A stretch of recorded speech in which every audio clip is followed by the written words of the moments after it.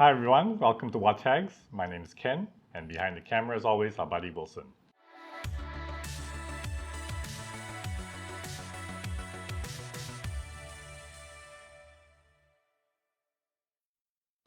Welcome to our second episode of Friends with Hags. Friends with Hags is a new series that we started where we talk with friends of the watch hags who have a keen interest in watches and to understand their origins as well as what they're looking into at the present moment. Today we have our friend Alvin. Hello.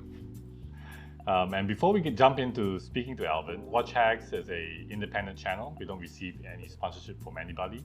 So our opinions are very objective. They represent what we truly believe and what our friends truly think about horology and watches in general.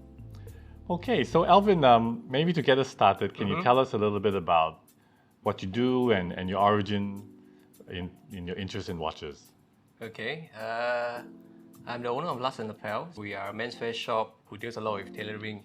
And how I got interested in watches is because I've been wearing a watch since young in primary school. Yeah. Okay. I mean, time is a very important thing in life.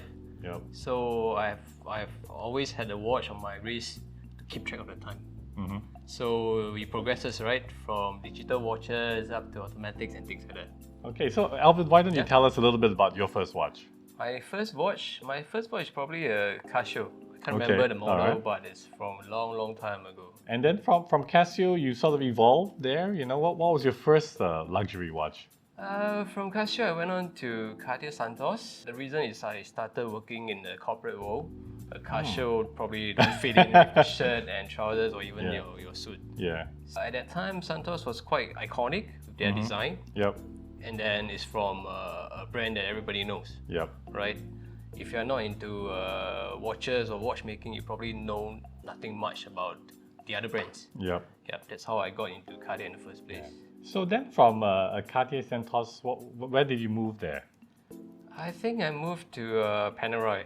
Oh, okay, all right. Yeah. That's a big difference. Panerai was pretty hot at that time. Yeah. So I think I got on board quite early. Mm-hmm. But as I started wearing Panerai for many years, I started to get tired of it. It's just too big. Okay. It's just too big. And then the next watch I think was Audemars Piguet, a Royal Oak. Mm-hmm. That's where I went from there. Okay. I'm not a crazy watch guy that buys a watch every year kind of thing. I really like to use my watch. Okay. And I can wear it every day. I'm that kind of person. Right. Yeah. And so it should be. I think these pieces should accompany us in milestones in life. Exactly, so I think it's perfect. You know, it's interesting that you have such a diverse interest from a Panerai to Audemars Piguet. Yeah. It's quite a difference, and then also Cartier Santos. Yep. So your transition from Panerai to Audemars Piguet, what drove that? What made you interested in Audemars Piguet? To be really honest, my first few watches are all on straps. Okay. I wanted one with a bracelet. Mm-hmm. So I was like everyone else searching for one, and then I don't like Rolex. I never liked. Sorry to say again. But there were not many options out there. Either you get a Nautilus or a Royal Oak. Mm-hmm. But I prefer the Royal Oak much better than a Nautilus at that time. Okay. The shape is more unique, and I find that the finishing is better. Right. So which Royal Oak did you get? I think it was the 41mm. Yep. Yep. So it was a standard Royal Oak. Standard Royal Oak. It's not the Ultra Thin or anything like that. You're basically still with Audemars Piguet, right? They are more modern. They work with many other materials apart from gold. So this is what interests me. So Audemars Piguet has just in recent years, like a few key brands also become so crazy in price. What are your thoughts about that, Alvin? It's just crazy. It's to be honest, it's way overpriced. Yep. The watches alone is overpriced in my opinion. Mm-hmm. With the current market and all the hype, it's just crazy. There's no other word to describe it. Do you think that we're in a bubble for watches right now? I wouldn't say it's a bubble, but I think the prices won't go down. Everybody will just hold on to what they have. Yep. And if they are to side away, they probably won't make a loss from it. So the prices will definitely not go down. Unless you find someone who's trying to get rid of all their stuff, then probably you get a good price. And then from your Royal Oak, I know you've evolved in your journey, even with Audemars Piguet. What are you doing now? Nowadays, I'm more into smaller watches. Anything smaller than 36mm, Yeah, that kind of size. Wow. Okay. From Panerai to 36 Yeah, mm. yeah, smaller and smaller. Okay. So and Alvin, what are you wearing today?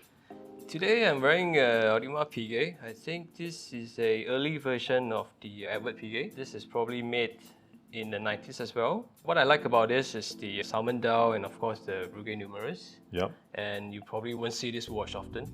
And what I like about it is the thinness. It's only like what, 6 mm? And it's also very small. Yeah, it's pretty small, which is good for my kind of dressing. Yeah. I keep my watch under my cuff. That's why I need it to be very thin and very small. I don't like to show my watch. I never like to show my watch. All right.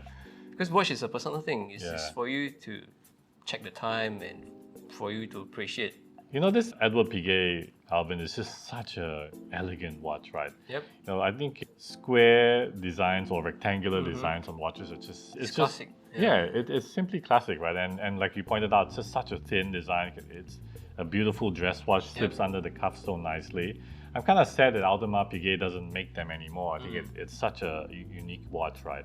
It's just so elegant, so small. You know, the other thing about dials in particular, I think the salmon color, I think it's underrated, right? Everyone's talking about blue dials now. But it's actually very good for Asian skin. Yeah, no, that's a really great point, right? It's just such a lovely dial, unusual, right? You just blend in with your skin tone and, you know, with the rose gold and everything. Blue or navy, it just sticks out. Yeah, that's a big trend now, but I think it's just so elegant. And then on this very nice, thin alligator strap here, it just oozes class, right? It's a classical watch. Yeah. Talking about strap, I really hate the OEM strap nowadays. It's just too thick, too stiff. They need to go back to making thin straps. I think you've had this one custom made, which is really nice. Matches the watch so beautifully, right? And it's a very nice manual wind movement, and we like that a lot. It probably adds a little bit to why they're able to get it quite so thin. No, it's just a simply beautiful watch, right? It's so nicely balanced. Or you just have the time and the seconds on it. You know, a perfect watch to wear. You know, with a suit.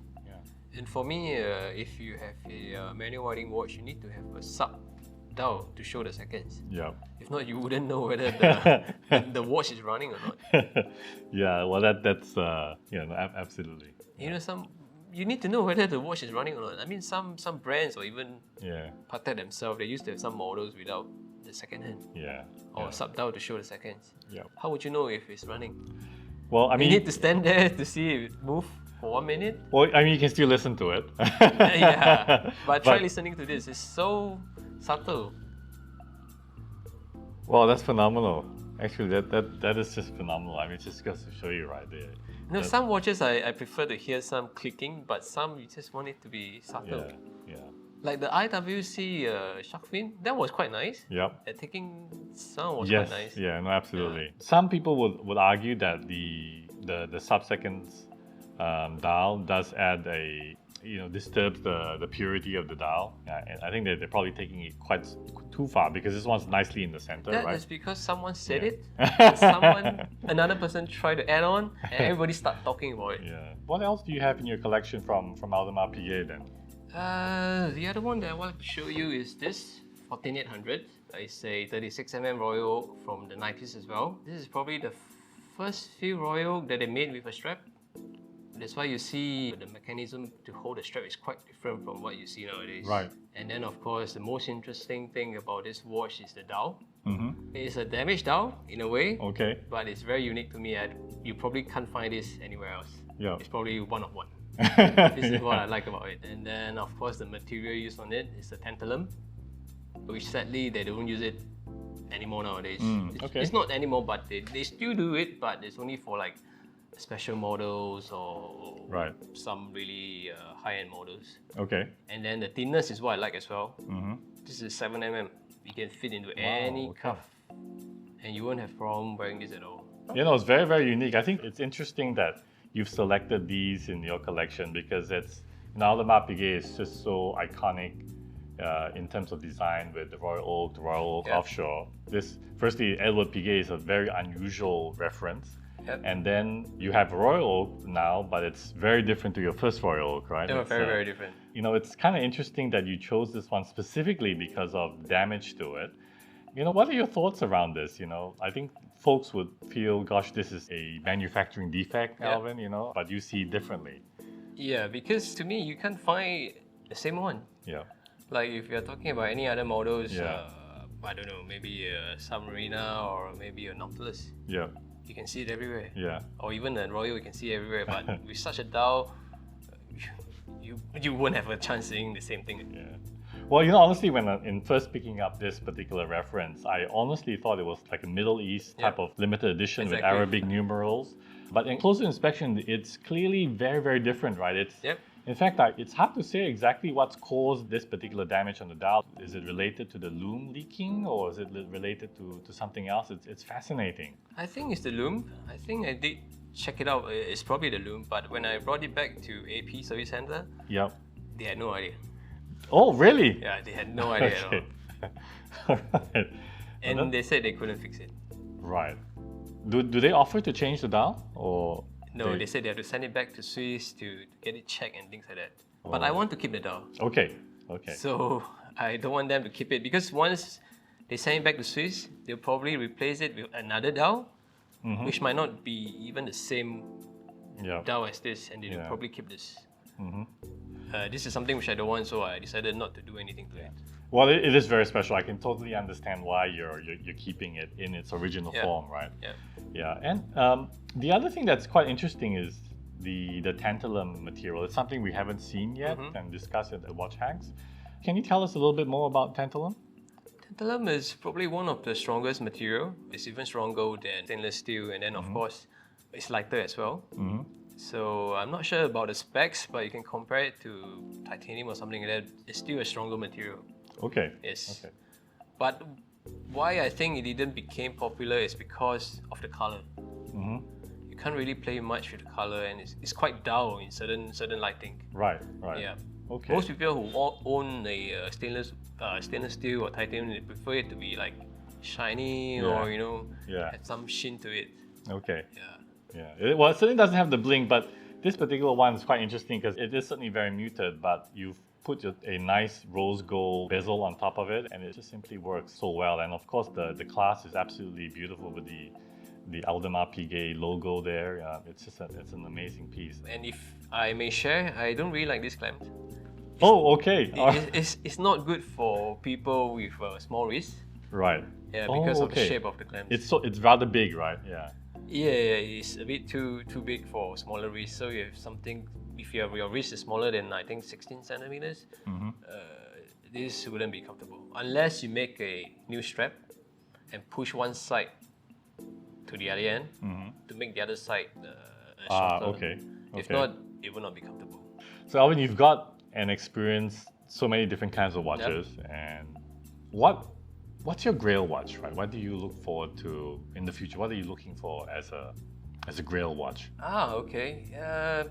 In the future, I definitely hope to get a perpetual calendar from Audemars Piguet or from Patek Philippe. That will be my grail watch for sure. Yeah. Okay. All right. Because to me, a perpetual calendar has all the functions that you need Yeah. on a watch. Yeah. Do you really need to have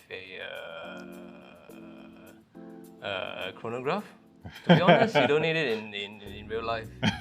What are you gonna time? Your run? Impossible, right? Yeah, and that's why I want to get a perpetual calendar. Okay. Yeah. Okay. Well, that's a great choice. I think that is certainly, in terms of complications, the grail complication, right? It's one of the most complicated complications you can acquire.